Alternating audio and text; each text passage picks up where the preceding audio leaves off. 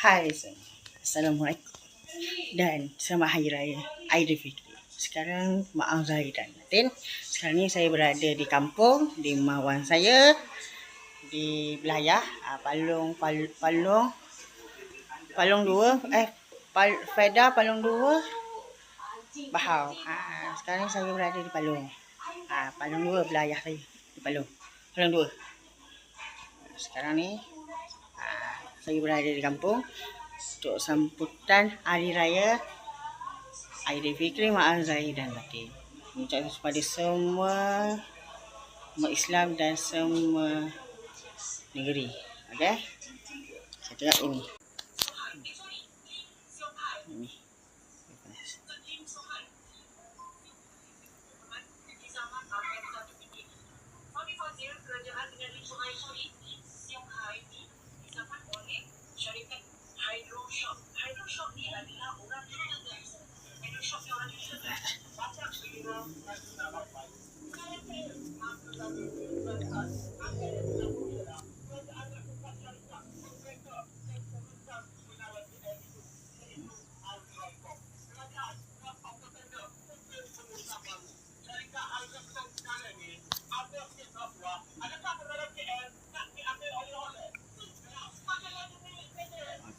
Ini.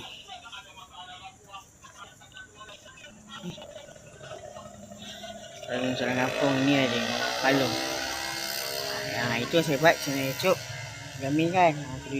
Ini kampung. Saya raya di kampung Palung, Belayah saya.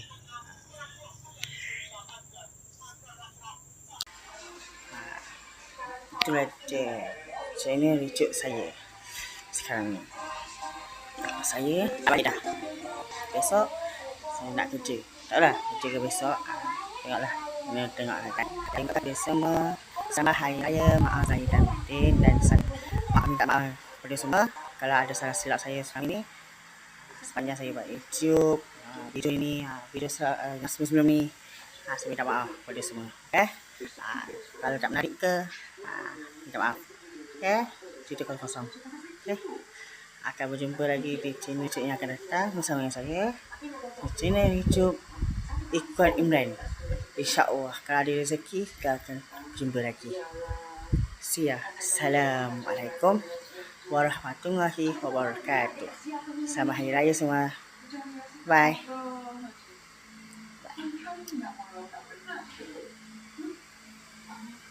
Saya nak cakap sikit siapa?